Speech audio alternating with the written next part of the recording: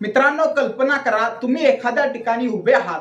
तुमच्या आजूबाजूला अनेक लोक आहेत आणि अचानक कोणीतरी सर्वांसमोर तुमचा अपमान करतो. तुमच्या स्वाभिमानाला धक्का बसतो, तुमच्या मनात राग उसळतो, डोळ्यांसमोर अंधार येतो आणि त्या क्षणी तुमच्या मनात फक्त एकच विचार येतो, याला धडा शिकवायचाच. पण मित्रांनो, या क्षणी बहुतेक लोक सर्वात मोठी चूक करतात.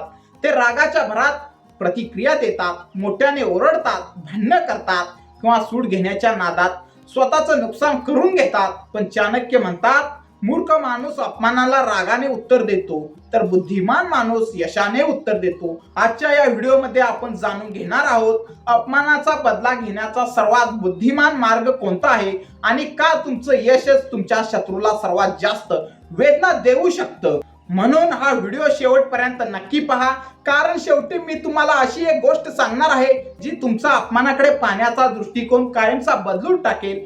मित्रांनो, सर्वप्रथम एक गोष्ट समजून घ्या, अपमान आपल्याला शब्दामुळे दुखावत नाही, तर त्या शब्दांना आपण दिलेल्या अर्थामुळे दुखावतो.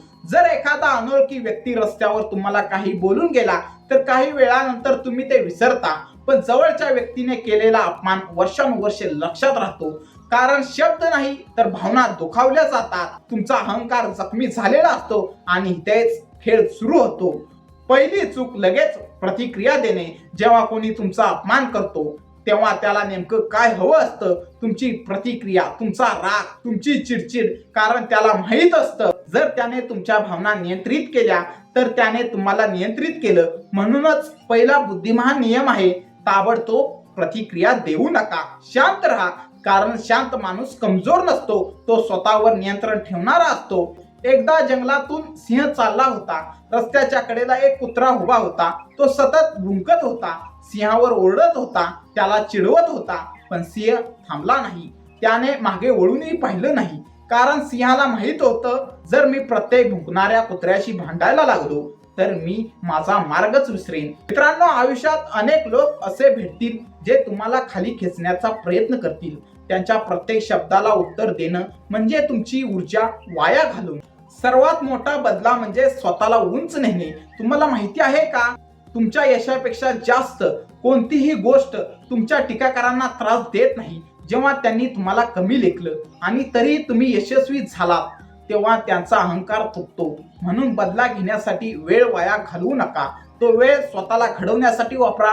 जिम मध्ये जा, नवीन कौशल्य शिका, व्यवसाय सुरू करा, पैसे कमवा, ज्ञान मिळवा. कारण तुमची प्रगतीच त्यांच्यासाठी सर्वात मोठं उत्तर आहे. मित्रांनो, चाणक्यांचा एकदा राज दरबारात अपमान झाला.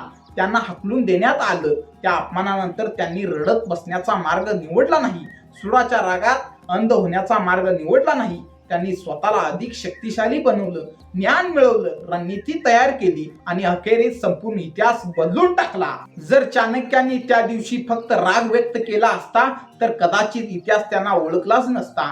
दुसरा बुद्धिमान मार्ग, स्वतःची किंमत वाढवा. मित्रांनो, जेव्हा तुमची किंमत वाढते तेव्हा लोकांचा दृष्टिकोन बदलतो.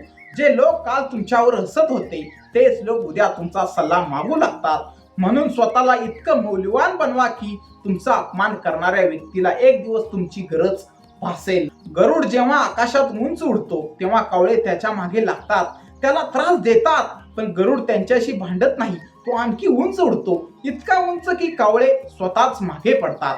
हीच जीवनाची नीती आहे. तुमच्यावर टीका करणाऱ्यांशी भांडू नका, इतके उंच जा की ते तुम्हाला गाठूच शकणार नाहीत. मित्रांनो, कधी कधी अपमान हा शाप नसतो, तो आयुष्य बदलणारा आशीर्वाद असतो. कारण अनेक लोक यशस्वी होतात ते कौतुकामुळे नाही तर अपमानामुळे. त्यांना सिद्ध करायचं असतं की ते कमी नाहीत आणि तीच भावना त्यांना महान बनवते. म्हणून पुढच्या वेळी कोणी तुमचा अपमान केला तर रागावू नका, दुःखी होऊ नका. स्वतःला एकच प्रश्न विचारा, मी याला माझ्या आयुष्याचं इंधन कसं बनवू शकतो.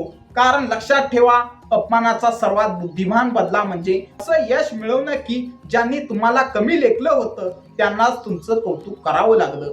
मित्रांनो, जर हा व्हिडिओ आवडला असेल तर लाईक करा, शेअर करा आणि चॅनेलला सबस्क्राईब करायला विसरू नका.